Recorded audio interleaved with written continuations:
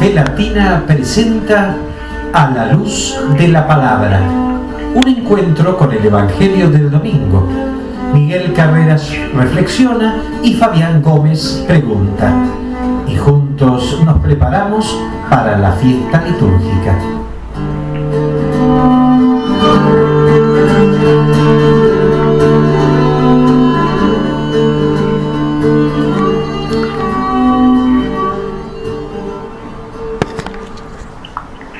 Te propongo que hagas esta oración, que es parte de una antigua plegaria de la Iglesia, que se reza en todo el mundo el domingo de Pentecostés. Ven, Espíritu Santo, y envía desde el cielo un rayo de tu luz. Ven, Padre de los pobres, ven a darnos tus dones, ven a darnos tu luz. Consolador lleno de bondad, dulce huésped del alma, penetra con tu santa luz en lo más íntimo del corazón de tus fieles. Sin tu ayuda divina no hay nada en el hombre, nada que sea inocente. Lava nuestras manchas, riega nuestra aridez, cura nuestras heridas. Amén, amén, amén. De esta manera, queridos hermanos, queridas hermanas, queridos amigos, queridas amigas, nos estamos presentando una vez más desde Radio Fe Latina para comenzar nuestro encuentro semanal a la luz de la palabra, este intento de hacer foco en lo que verdaderamente es importante para el creyente con la palabra del Señor y todo su mensaje de luz frente a tanta tiniebla, todo su mensaje de vida frente a tanta muerte. Vamos a compartir este segundo domingo de Cuaresma, este 13 de marzo de este año 2022, y como lo veníamos adelantando, hemos abierto una vía de comunicación entre ustedes y nosotros, que son las siguientes. Luego lo vamos a ir repitiendo a lo largo del encuentro de hoy, porque nos han enseñado que la radio es repetición. Se pueden comunicar con nosotros por Face, y el próximo programa respondemos su pregunta a esta dirección, la de Miguel Carreras, ¿sí? Miguel Carreras, entonces el Face está abierto, está a disposición de los hermanos y hermanas oyentes, de los amigos y las amigas oyentes de este espacio, La Luz de la Palabra, y el programa siguiente le respondemos las dudas, las inquietudes, vamos recibiendo alguna sugerencia, alguna crítica que nos quieran hacer, alguna consulta que tengan para que la podamos conversar junto con Miguel Carreras, ¿sí? También pueden hacerlo al siguiente WhatsApp de Silvia Patricia Díaz, que es el 11 60 99 12 09. 11 60 99 12 09. De la misma manera que el Face de Miguel Carreras están abiertos, y en el próximo programa entonces respondemos a las inquietudes que por estas formas de comunicación, por estas vías de comunicación, ustedes quieran plantearnos, ¿sí? Esta semana estamos llegando al segundo domingo de Cuaresma. Esta semana tuvimos presente el lunes 7 a la Santa Perpetua, Felicitas, y a la Beata María Antula. Y el 8 de marzo, además de tener presente a María como modelo de mujer, a San Juan de Dios. El 9 a Santa Francisca Romana. El 10 de marzo a Santa María Eugenia de Jesús. Y este sábado 12 a San Inocencio I. Como decimos habitualmente, siempre es importante tener presente a aquellos que nos precedieron en el camino de la santidad, como para poder evocarlos, rezarles, recordarlos y fundamentalmente para imitarlos. Esa sería entonces la consigna, poder seguir el camino de la santidad que ellos han planteado. Nos está llamando entonces el segundo domingo de Cuaresma, desde Radio Fe Latina, a la luz de la palabra. La liturgia nos va a proponer el Evangelio según San Lucas, capítulo 9, versículos 28 al 36. Unos 8 días después de decir esto, Jesús tomó a Pedro, Juan y Santiago y subió a la montaña para orar. Mientras oraba, su rostro cambiaba de aspecto y sus vestiduras se volvieron de una blancura deslumbrante. Y 2 hombres conversaban con él, eran Moisés y Elías, que aparecían revestidos de gloria y hablaban de la partida de Jesús que iba a cumplirse en Jerusalén. Pedro y sus compañeros tenían mucho sueño, pero permanecieron despiertos y vieron la gloria de Jesús y a los 2 hombres que estaban con él. Mientras estos se alejaban, Pedro dijo a Jesús: Maestro, qué bien estamos aquí. Hagamos 3 carpas, una para ti, una para Moisés y otra para Elías. Él no sabía lo que decía. Mientras hablaba, una nube lo cubrió con su sombra y al entrar en ella los discípulos se llenaron de temor. Desde la nube se oyó entonces una voz que decía: Este es mi hijo el elegido, escúchenlo. Y cuando se oyó la voz, Jesús estaba solo. Los discípulos callaron y durante todo ese tiempo no dijeron a nadie lo que habían visto. Esto que acabamos de compartir, esto es palabra de Dios, pertenece al Evangelio según San Lucas, capítulo 9, versículos 28 al 36. Es el texto que la liturgia nos está proponiendo para este segundo domingo de Cuaresma, 13 de marzo de este año 2022. Antes de presentar a quien vamos a presentar, les recordamos que se pueden comunicar con nosotros para responderle el programa siguiente, las inquietudes, al Face de Miguel Carreras y por WhatsApp al teléfono de Silvia Patricia Díaz, 11 60 99 12 09. 11 60 99 12 09. El próximo programa entonces responderemos las inquietudes de ustedes que allí vayan dejando. Presentamos ahora al responsable entonces de este espacio, aquel que va a traernos la palabra medida, meditada, justa, reflexiva, que con gran entusiasmo comparte este espacio el señor Miguel Carreras. Miguel, una vez más, un gusto encontrarnos contigo, con Silvia Patricia en la operación técnica, para volver a compartir este espacio a la luz de la palabra. ¿Cómo va? Bienvenido. Muy bien, Fabián. Compartimos este gusto porque realmente el entusiasmo nos desborda a todos. Recordemos, el cristiano es alegre, es entusiasta, es cercano. Y estas 3 características cristianas son las que exhibimos particularmente cuando estamos realmente sentados a la mesa de la palabra del Señor y utilizamos esa palabra para comunicarnos, así como el Señor, el Verbo se hizo carne y habitó entre nosotros. Por medio de la palabra nos introdujo en el territorio de la fe y nos hizo miembros de ese reino que vino a fundar el reino de los cielos, el reino del servicio, el reino del amor. Y estamos viendo acá una escena que ha sido muy comentada realmente, sí, la llamada transfiguración del Señor. La vemos como una especie de anticipo, ¿no es cierto?, de la gloria.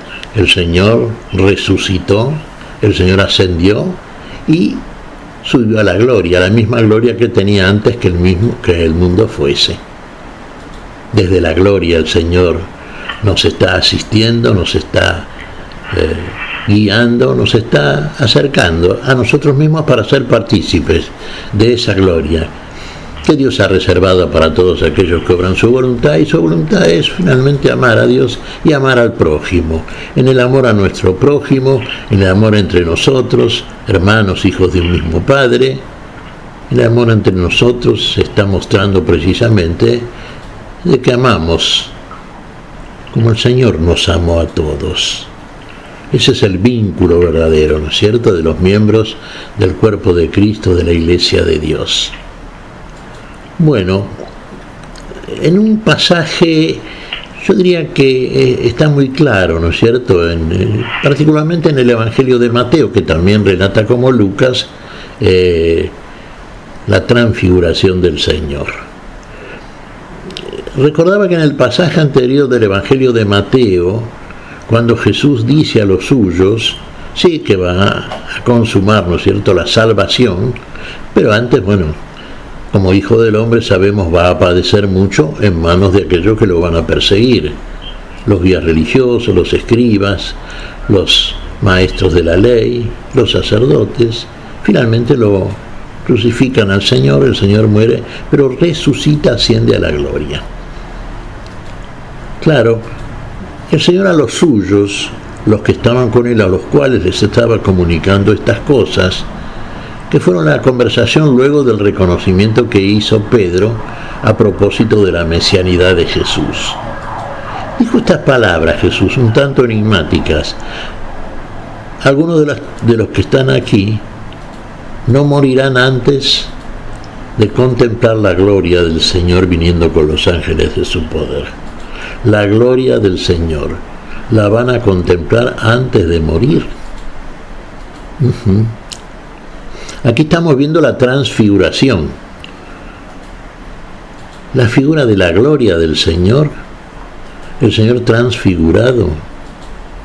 Fíjese, aquí en este pasaje nos narra Lucas: subió el Señor a orar al monte, siempre al lugar más elevado donde el Señor va a orar. El lugar más elevado es el monte, la montaña, en la parte de la tierra más cercana al cielo. Es la imagen parabólica, digamos, la cercanía mayor con Dios. Y a través de la oración, habíamos dicho que en este tiempo de Cuaresma, los tres pilares cuaresmales son la oración, la limosna y el ayuno. La oración, el diálogo, la conversación interior, el diálogo con Dios, cerca de Dios, a solas con Dios. Recordemos aquellas palabras de Jesús en el curso de la semana, lo hemos visto, cuando enseña a los suyos el Padre Nuestro. Usted no hable con muchas palabras, no haga conferencias cuando ora a Dios. El Padre sabe muy bien lo que usted necesita. Quiere que usted se lo pida, con simplicidad, con palabras, ¿no es cierto?, que surjan de su corazón. Entra en tu cuarto, no es necesario que usted a los gritos ande desarrollando conferencias como si fueran oraciones por las plazas, en el caso de Jesús, y en el tiempo de Israel por las sinagogas, etc. No. Usted haga esto: entre en su cuarto, cierre la puerta y a solas hable con Dios. Y el Señor, que oye en silencio, ve en silencio, lo va a recompensar en público. Esa privacidad, esa unicidad con el Padre, ese a solas con Dios, ese diálogo, esa conversación interior que usted mantiene con el Padre, surge de su corazón. Recordemos que usted en ese momento, en ese instante, hay momentos, por ejemplo, hermanos queridos, que aunque estemos en este cuerpo mortal, ¿no es cierto?, sin embargo, en nosotros acontece una especie de transfiguración también. Sí, usted cuando participa, por ejemplo, del banquete eucarístico, usted está recibiendo un alimento sagrado, usted está recibiendo el cuerpo y la sangre del Señor, está participando ya anticipadamente ese banquete celestial que va a celebrar juntamente con todos aquellos que han sido dignos de estar en la presencia del Señor, que ha de celebrar antes de la final boda de la unión con Dios. Cuando usted recibe la palabra también, está atento a esa palabra.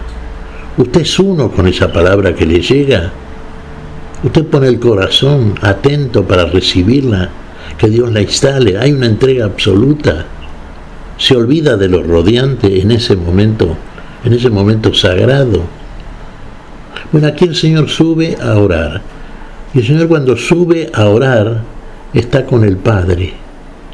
Fíjese, está como Hijo del Hombre, porque aquí sube el Hijo del Hombre, ¿no es cierto? Pero sube a orar, y en este caso, fíjese usted, sube con 3 de sus discípulos.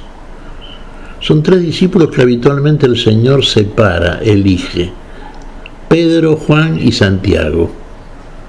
Pedro, que ha de ser el jefe del colegio apostólico; Juan, que ha de ser el último de los apóstoles en morir, el que, deja a la humanidad la última gran profecía de la Biblia, el libro del Apocalipsis, luego del cual escribe su Evangelio; Y Santiago, que fue el primero de los apóstoles en morir mártir, murió en Jerusalén durante la persecución de Herodes. Todos dando testimonio del Señor. Bueno, uno diría, muerte de mártir, sí, verdaderos testigos, testigos de la verdad, testigos de la vida. Suben con Jesús al monte. No se nos dice el nombre del monte.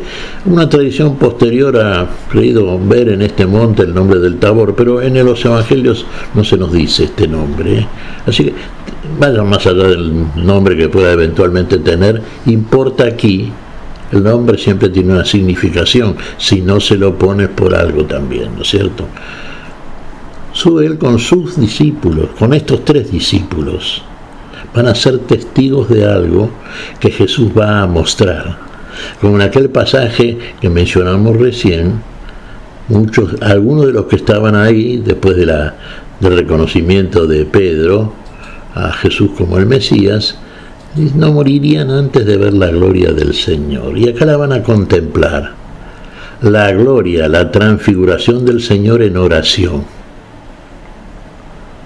Fíjese que usted diría, bueno, suben con el Señor, ascienden también, llegan al lugar de la gloria. Sí, van a contemplar eso, van a ser testigos, van a ver el mismo Pedro en una de sus cartas, en las primeras cartas, cuando hablan a propósito del Señor y su gloria, dice, nosotros no hablamos de estas cosas como por arte o por fábulas por arte compuestas, sino que habiendo visto con nuestros ojos, cuando subimos con el Señor en el santo monte la gloria del Señor. Ahí van a ser testigos oculares de estas cosas. Usted me dirá, el relato es simbólico desde el punto de vista espiritual, sí, pero es un simbolismo que tiene la significación que se lo entiende espiritualmente. Acá nos leía Fabián al principio del programa de hoy, el Espíritu, a propósito del Espíritu Santo. El Espíritu Santo, poniendo el foco en la operación de Dios, que nos envía el Espíritu, que nos ilumina y nos muestra y nos guía a la plenitud de la verdad que nos revela el Señor. En el Espíritu somos uno con Dios. Nuestro espíritu da testimonio con el Espíritu de Dios de que somos hijos de Dios. Como hijos le hablamos al Padre. Como hijos somos escuchados por el Padre que nos ama, y nuestro pedido es teniendo en cuenta el amor del Padre, el amor que le tenemos al Padre y la voluntad que tenemos de obrar en conformidad con la voluntad de Dios. Hágase tu voluntad, así en la tierra como en el cielo, nos dice el Padre nuestro. Rezamos en el Padre nuestro. Hagamos la voluntad de Dios. La voluntad de Dios es que vivamos en el amor, que amemos. La voluntad de Dios es la salvación del hombre. El Señor no vino a condenar o juzgar al mundo, sino a salvar lo que estaba perdido. Por eso con la boca hacemos confesión para salvación. Cuando verdaderamente creemos en el corazón, circuncidado por el Espíritu Santo, que Cristo murió y Dios lo levantó de entre los muertos. Eso es lo que confesamos para salvación. Eso es lo que hace Jesús.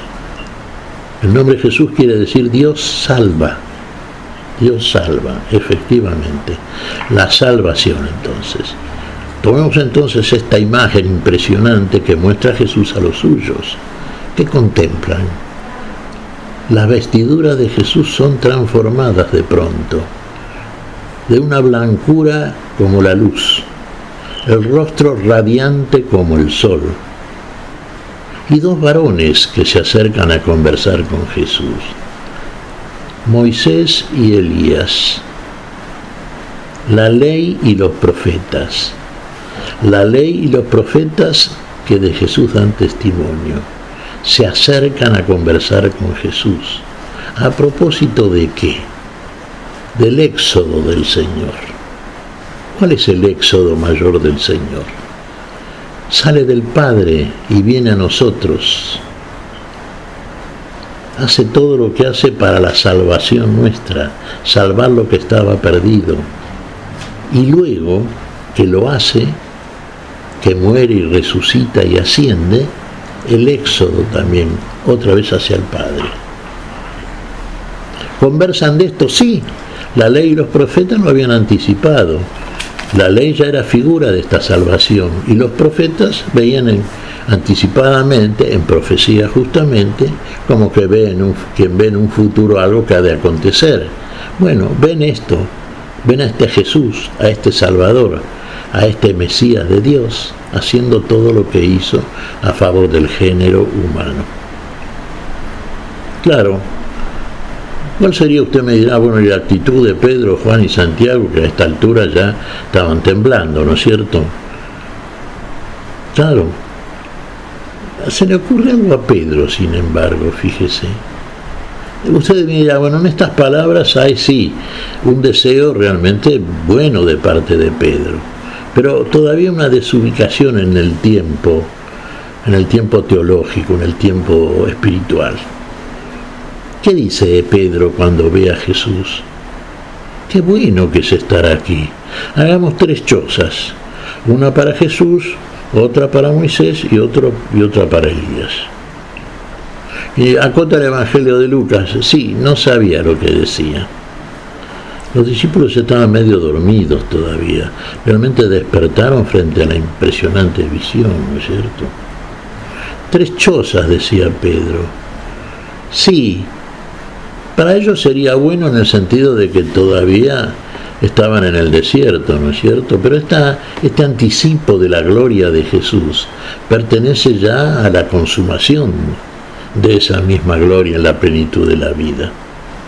A eso van precisamente, pero antes tienen que subir al monte, ¿eh?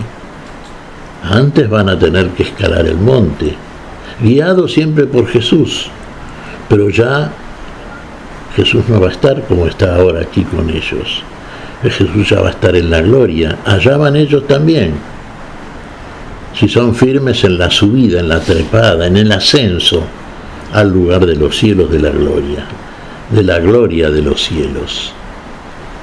Esto dice Pedro, pero de repente una nube con su sombra los cubrió. Desaparecieron Moisés y Elías, sí, cubiertos de gloria también. Habían cumplido su asignación, fueron fieles. Fiel fue Moisés, aquello para lo cual lo envió el Señor, mediador, juez y profeta de Dios, mediador de una primera alianza. Y cumplió lo suyo Elías también, como profeta del Señor. Fue fiel en su gestión profética, en todo lo que habló, porque habló llevado por el Espíritu Santo. Ahora, cuando la nube los cubre, se oye la voz del Padre Celestial. Y Jesús está solo ahí. Ya no están ni Moisés ni Elías. Han sido despedidos con gloria. ¿Y qué dice el Padre?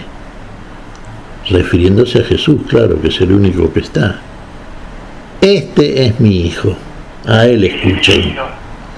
El elegido, sí, Este sí. es mi Hijo, el elegido, escúchenlo. Escúchenlo bien, Fabián. Creo que es el Evangelio de Mateo que habla de mi Hijo Muy amado, sí, sí. puesta toda mi predilección. Exactamente, sí, Señor. En quien tengo puesta toda mi predilección. Bien, Fabián. Bueno, y que está Jesús. Está solo Jesús.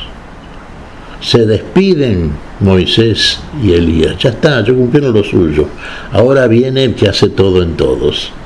Ahora viene el transfigurado. Pero ya como hombre, como lo conocen cotidianamente. Pero le mostró el anticipo de la gloria.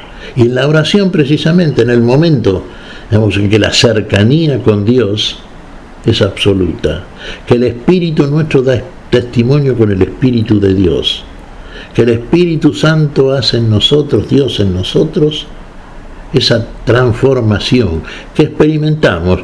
Yo creo que cualquiera de los cristianos, cuando ingresa en el territorio de la oración, realmente experimenta interiormente un cambio, una transformación tal que ya prácticamente prescinde de los sentidos. Es el Espíritu en él ya, el que está tan conectado con la divinidad que se puede decir que es uno y mismo con esa divinidad.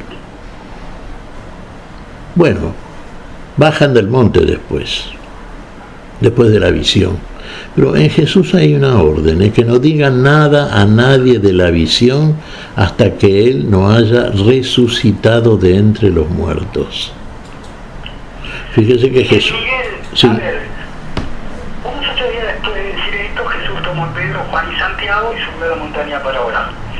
Mientras oraba, su rostro cambió de aspecto y sus vestiduras se volvieron de una blancura deslumbrante. Y los hombres conversaban con él, eran Moisés y Elías, ¿sí? Estamos aprendiendo, Miguel, con tu presencia, que cuando vemos los textos litúrgicos que solemos analizar con tu presencia, no hay que darle una lectura literal, metafórica, ni mucho menos, sino que es espiritual, ¿sí? Digo, lo pongo de manifiesto como para saber dónde estamos situados. Ahora bien, resulta que Jesús tomó a Pedro, Juan y Santiago, ¿sí?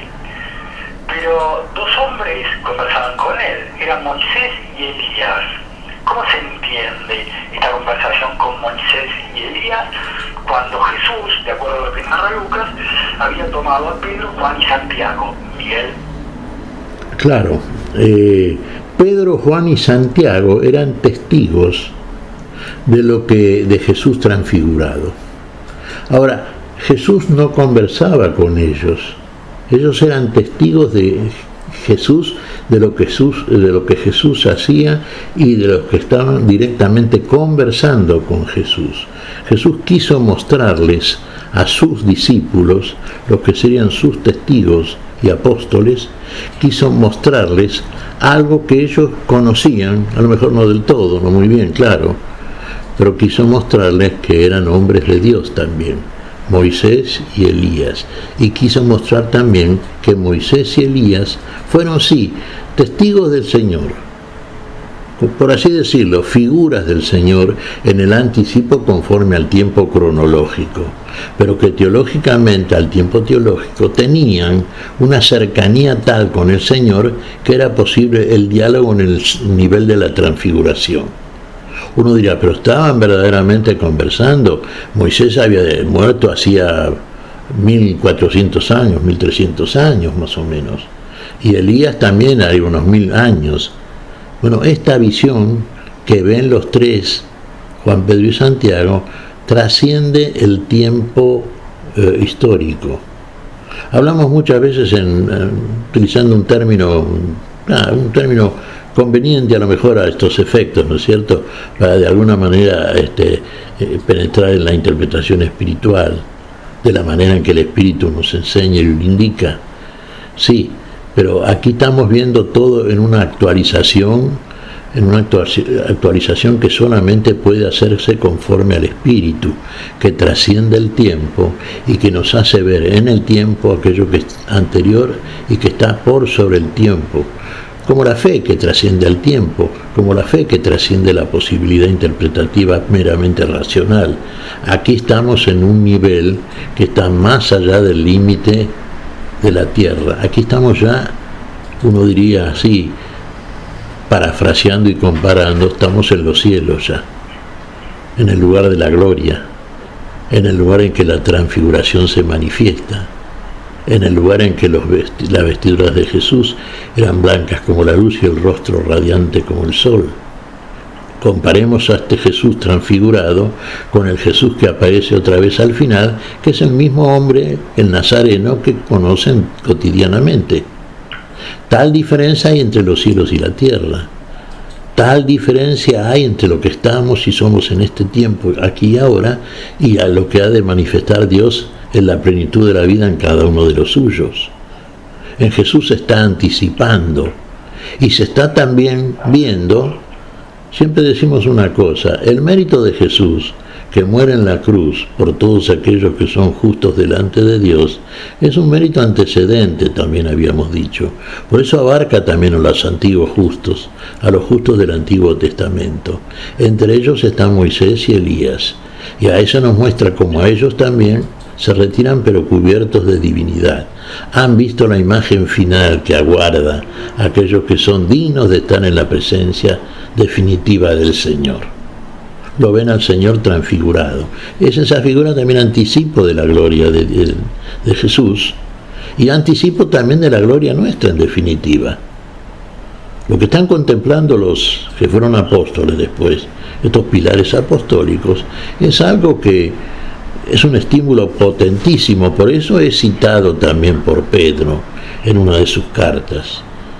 Es un testimonio que acredita la plena seguridad que tenemos que tener en lo que Jesús nos enseña. Delante de ellos lo está confirmando con aquello que les está mostrando. La ley y los profetas dan testimonio de Jesús, sí. El mismo Jesús lo dice siempre, la ley y los profetas que de mí hablan. Bueno, ahí está, en la figura esa confirmativa de todo aquello que anuncia Jesús y que enseña Jesús. Tenemos para los que son elegidos por Jesús, los que suben al monte con Jesús, siguiendo los pasos del Señor. Tenemos entonces ahí la confirmación de lo que Jesús dice por la palabra y hace finalmente, ¿no es cierto?, en la consumación de los siglos, la salvación. Dios salva, ahí está. Salvados son Moisés y Elías también. Y también lo mismo aguarda a estos tres testigos que finalmente, bueno, sí, participarán de la misma gloria, ¿no? Muy bien, primer segmento de nuestro espacio semanal a la luz de la palabra de Radio Fe Latina. Repetimos, recordamos, si tienen algo para anotar, queridos hermanos, queridas hermanas oyentes, que se pueden comunicar con nosotros, alguna consulta, alguna inquietud, alguna duda, algún comentario, alguna crítica, por Facebook, a Miguel Carreras, ese es su nombre, esa es la dirección, Miguel Carreras, o el WhatsApp, por WhatsApp, de Silvia Patricia Díaz, al 11 60 99 12 09, 11 60 99 12 09, y en el próximo programa compartimos las dudas, las inquietudes que ustedes nos van dejando por WhatsApp al 11 60 99 12 09 o al Face del señor Miguel Carreras. Lo que vamos a compartir ahora es la música en Radio Fe Latina, traída de la mano en la operación técnica y el buen gusto habitual de Silvia Patricia. Isa Nazaret nos va a interpretar Este es mi hijo el amado.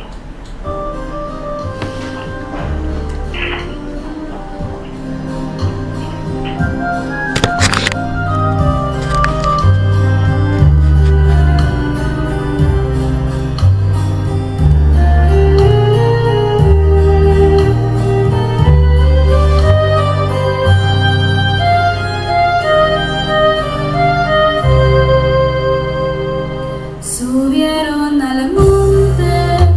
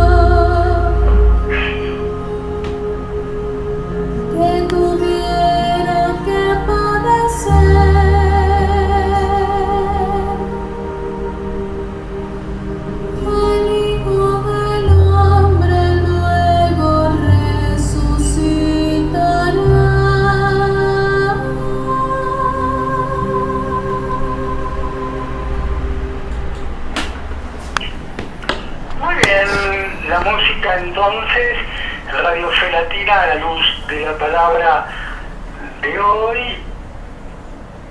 Llegaba a través primero del buen gusto de Silvia Patricia en la operación técnica.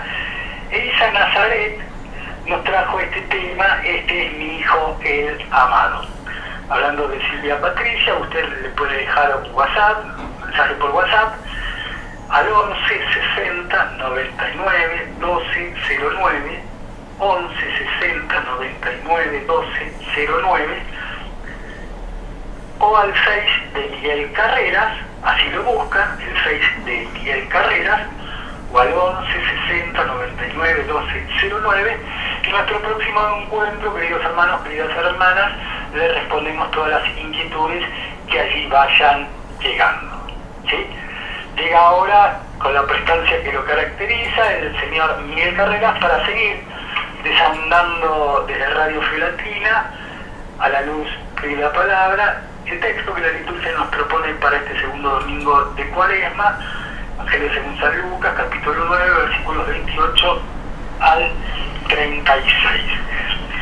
Miguel,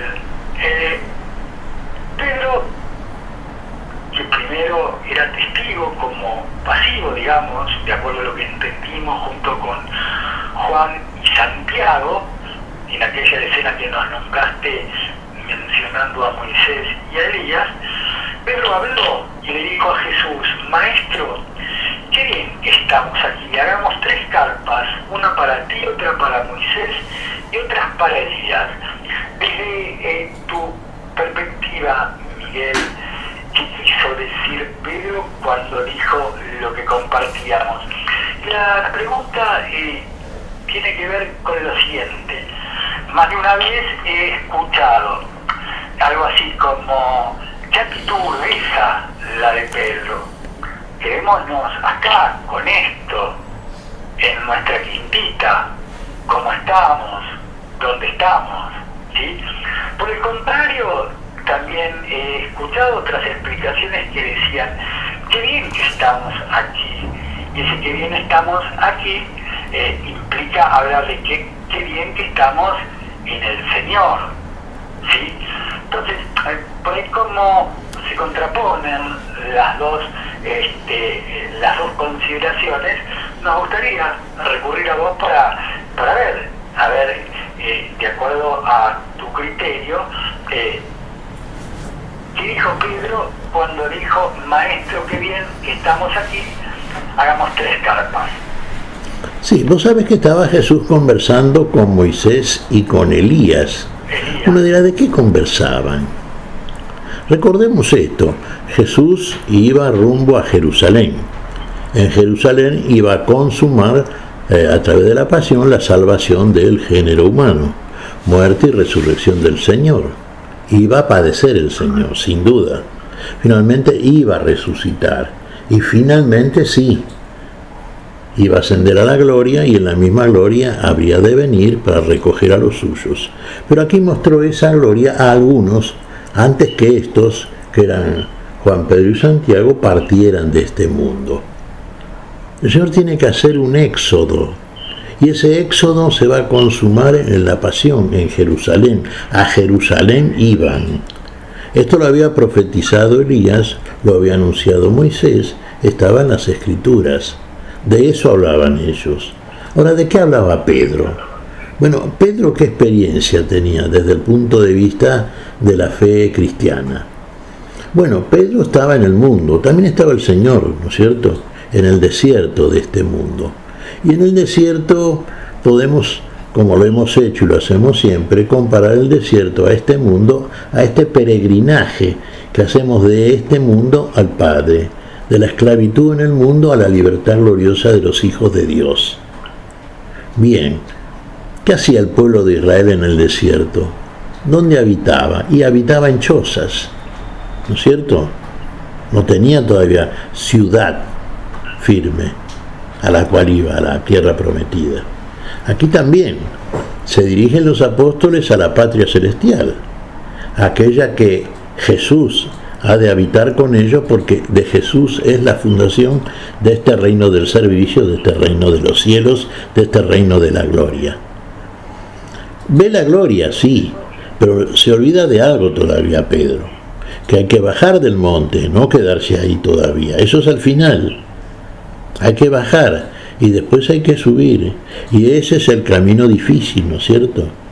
Ahí hay que, como quien dice, hacer todo lo que tenemos que hacer en este mundo. Pedro, Juan y Santiago todavía no habían empezado. Todavía no eran apóstoles, todavía no eran los miembros pilares de este cuerpo de Cristo que es la iglesia. Por eso después bajan del monte y Jesús les dice que no digan nada a nadie de esta visión hasta después que el Señor haya resucitado. Lo van a entender cuando participen de la resurrección del Señor.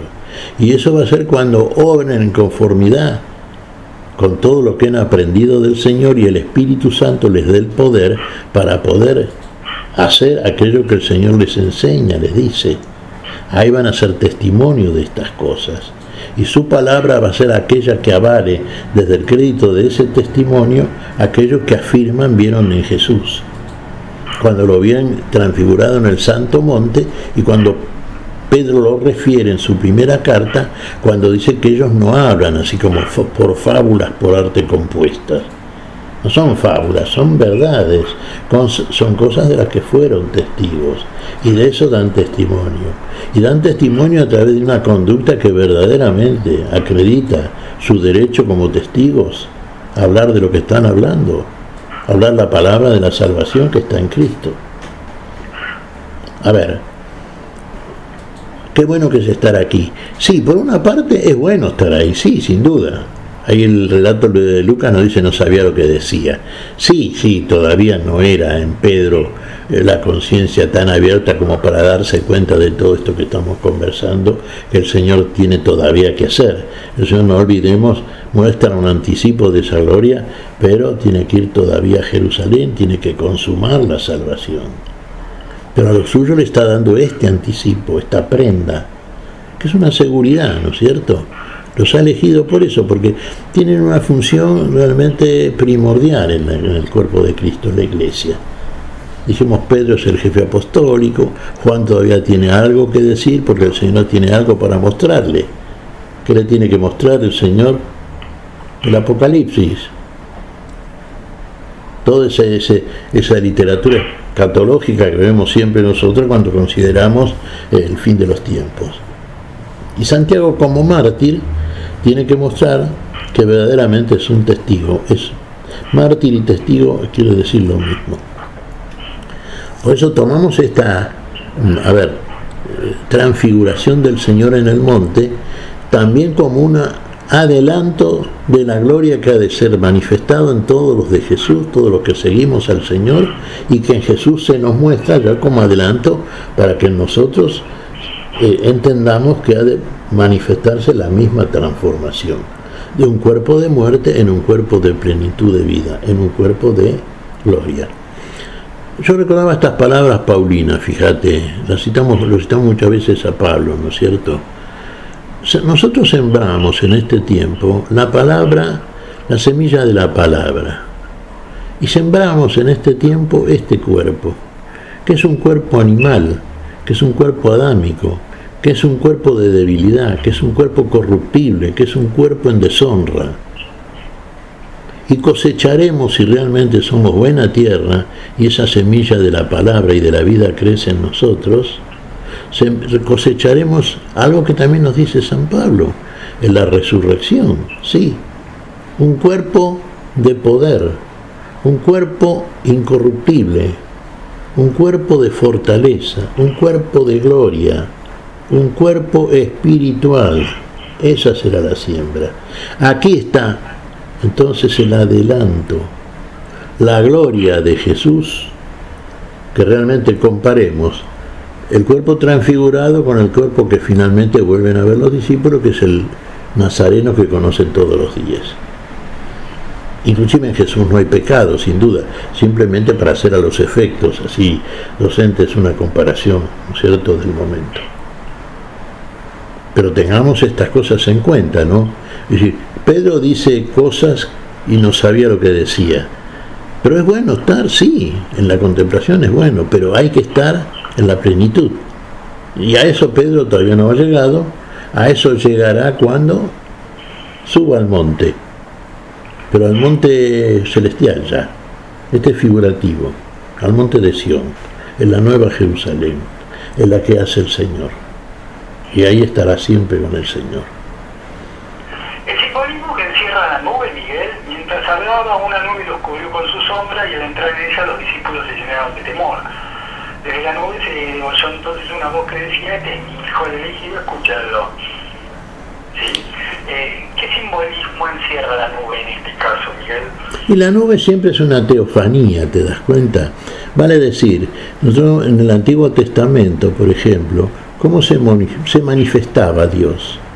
Teos, Dios, fanos, manifestación, teofanía. Y lo vemos a Dios, por ejemplo, que guiaba al pueblo elegido durante el día como la nube, ¿no es cierto? Y en la noche como el fuego, la columna de fuego.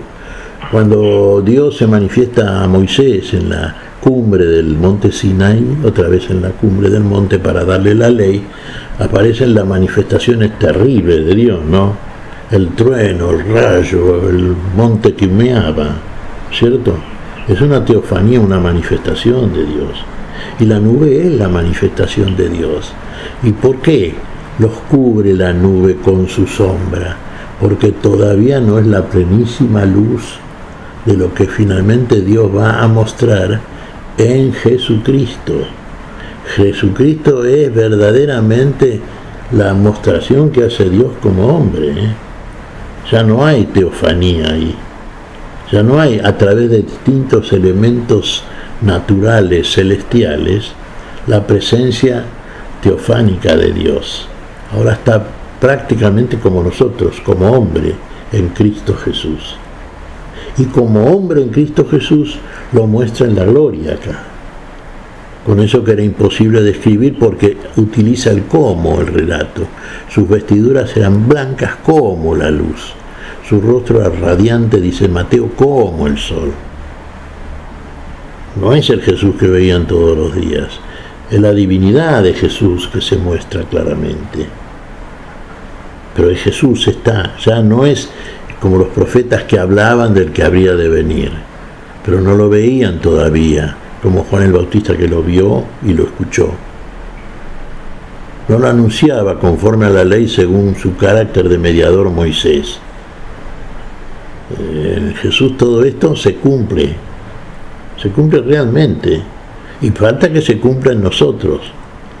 Por eso entonces este tiempo, el tiempo de la Iglesia, es el tiempo para que todos los que son de Cristo lleguen a esa dimensión y participen de la posesión del reino que ahora tenemos en esperanza cierta, conforme a la fe. Estamos en el tiempo de la fe. Es un tiempo en que tenemos que seguir al Señor, revelar el mérito que nos acredita como dignos de estar en su presencia en el momento de la manifestación de su gloria,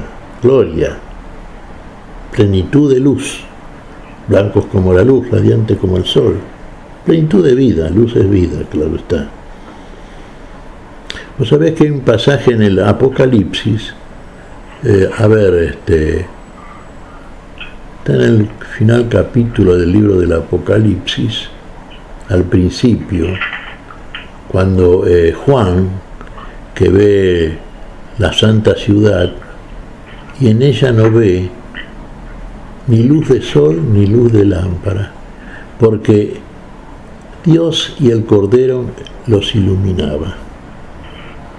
Una luz que excede toda luz ilustrativa, ¿no es cierto? Como si dijéramos, el sol se cubrirá en tinieblas, la luna se teñirá en sangre. Ahora la luz de Dios excede todo eso. Los ilumina a todos aquellos que llegan al lugar de la plenitud de la vida, de la gloria. Ya es la imagen final esa, por supuesto, ¿no? La está anticipando aquí Jesús, hay mucho para hablar, claro está al respecto, y la van experimentando poco a poco los que lo van siguiendo de cerca, los que van escalando el monte, digamos. Bien, la transfiguración, bueno, para el creyente, señor Miguel Carreras, el Evangelio todo es trascendente, todo es importante, todo tiene su razón de ser, todo tiene su carozo, todo tiene su corazón, ¿sí? Pero puntualmente hablando, ¿qué encierra este texto emblemático? Aunque todos los textos, repito, para el creyente deberían ser emblemáticos del Evangelio, ¿qué encierra este Evangelio, este texto acerca de la transfiguración, Miguel? Sí, es un texto muy estimulante en este tiempo en todo tiempo, por supuesto, pero estamos en un tiempo cuaresmal, un tiempo de penitencia jubilosa, un tiempo de introspección espiritual, un tiempo en el que tenemos que meditar, vernos honestamente desde el punto de vista espiritual, desde todo punto de vista, ¿no? A ver en qué estado estamos, ¿no es cierto? ¿Estamos subiendo al monte realmente? ¿O estamos acá sentaditos en casa? Sí, de pronto vamos a la misa, los domingos cumplimos, sí, qué sé yo, rezamos el rosario a cada rato, pero ¿estamos subiendo al monte? Bueno, esa es una pregunta que nos autoformulamos y cuya respuesta la tiene Dios en nosotros. Consecuentemente en nosotros, porque a través de la oración, pilar cuaresmal, Dios nos responde las preguntas que le formulamos. Y vamos experimentando estas cosas en nosotros. Estos son cuadros vivos, por supuesto. Dijimos nosotros, estaba orando el Señor, subió al monte a orar, y ahí se transfiguró. Ahí cambia, porque ahí, digamos, está a solas con Dios. Testimonio da testimonio, espíritu con espíritu. Es uno con Dios. Se nota la presencia de Dios, escuchamos la voz de Dios, estamos verdaderamente a solas con Dios en la oración, somos sinceros con Dios, vale decir también con nosotros mismos. Bueno, el verdadero creyente, el que verdaderamente sigue al Señor, no hace especulaciones ya de carácter meramente racional, meramente humanas. Ya todo su hablar con Dios dentro del lenguaje con que Dios nos habla. Vos dijiste bien, hablamos con el corazón abierto al Señor, un corazón que verdaderamente cree que Jesús murió y resucitó. Creemos eso.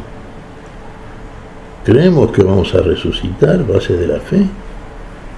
Lo confesamos, sí, pero hablamos de lo que sabemos, de lo que hemos visto, de lo que verdaderamente creemos. Hay muchas cosas, ¿no es cierto?, que podemos hablar con Dios, inclusive nuestras dudas, inclusive muchas veces nuestras debilidades, nuestras incredulidades, nuestras faltas, las confesamos. Todo eso es un diálogo, dijimos a solas con Dios, sí, claro, ahí Dios nos está escuchando, ahí no tienen que mezclarse otras voces. Fuera el bullicio del mundo, fuera las voces mundanas, que muchas veces hablan mejor que nosotros, claro, pero hablan de otra cosa. Así que entonces, tengamos esta actitud penitencial, tomémosla en serio, ¿no? Tomémosla como Dios quiere, como Dios hace, porque si no impedimos que Dios haga en nosotros la transformación, la transfiguración. En el momento oracional se produce también, está orando Jesús. Como se produce, dijimos al principio, ¿no?, en el instante eucarístico, cuando escuchamos la palabra, ¿no es cierto? Cuando hacemos lo que nos dice el Señor, le damos al que tiene hambre, al que tiene sed, al que está enfermo, al que está preso, al forastero. Asistimos, sentimos el impulso sagrado. Hacemos como el Señor nos dice. Bueno, todo eso que siempre hablamos, Fabián, y seguiremos hablando, porque en definitiva es aquello que Dios quiere en nosotros, quiere ver en nosotros, y tenemos que mostrarle al Señor. Pero para mostrar lo que somos y hacemos, tenemos que ser y hacerlo. Al Señor no lo vamos a engañar, claro está. Miguel, estamos compartiendo contigo, con Silvia Patricia en la operación técnica, el texto de este segundo domingo de Cuaresma. Oración, ayuno, penitencia, penitencia, ayuno, oración. Vos mencionaste una palabra, penitencia gozosa, y también se habla que la Cuaresma es un tiempo de gracia. A ver, cambió la mirada acerca de los paradigmas de la Cuaresma, se fueron modificando, lo fuimos modificando como iglesia.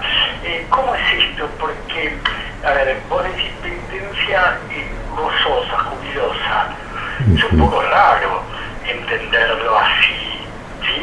Me pones en penitencia, el padre no le da el postre al nene, y es como que el nene dice, qué linda penitencia, estoy contento, jajaja, ¿sí? O lo mismo, ayuno, penitencia y oración, pero un tiempo de gracia. ¿Cómo vamos cerrando con estas variables, Miguel? Mira, hay dos cosas. A ver, penitencia jubilosa acaba en la Pascua, la gran celebración, la mayor fiesta cristiana. Esta penitencia, desde el punto de vista de una verdadera penitencia, ahí está el júbilo cristiano. Dijimos siempre, y nunca deja de ser así, el cristiano es alegre, entusiasta y cercano. Tomemos en cuenta esto, olvidemos nuestra condición adámica. Nos entristece a lo mejor porque perdió el equipo de fútbol nuestro. No, aquí la alegría es otra, viene de otro lugar, el entusiasmo. Bueno, entonces esta penitencia la tomamos y la llevamos a cabo desde esa alegría, cercanía y entusiasmo cristiano. Entonces una verdadera penitencia, con todos esos momentos que se producen, por ejemplo aquí lo que vimos en la transfiguración, en la oración, ¿no es cierto?, en la Eucaristía, en los momentos en que la cercanía del Señor es absoluta. Nos acercamos lo más posible y en nosotros se observa esa transformación, ¿no es cierto?, que es interior siempre, pero es evidente para aquel que está verdaderamente viviendo la situación transformativa, ¿no es cierto? Bueno, y hay muchas veces que somos un poco, como le decía Jesús a los fariseos, hipócritas, porque hay muchos cristianos que no andan en conformidad con esto.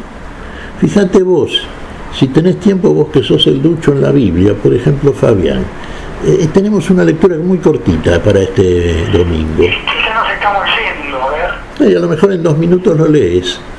Filipenses 3, 17, 18 y 4, 1. A ver. Comparando el que cumple y el que no cumple. Sí. A ver. Nosotros, en cambio, somos ciudadanos del cielo y esperamos ardientemente que venga de allí como Salvador el Señor Jesucristo.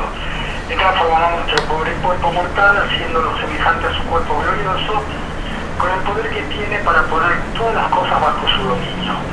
Por eso, hermanos míos, muy queridos, a quienes tanto deseo ver, ustedes que son mi alegría y mi corazón, amados míos, perseveren firmemente en el Señor. Palabra de Dios. Te alabamos, Señor. O hay otra partecita donde cuestiona San Pablo a aquellos que andan en conformidad con otra manera de ser, ¿no? Pero aquí sí tenemos esta confirmación por parte del apóstol. Fíjate vos, Él transformará nuestro cuerpo mortal, corruptible, en un cuerpo semejante a su cuerpo de gloria. Esa es la esperanza cristiana. Eso es lo que nos aguarda, pero lo creemos. Bueno.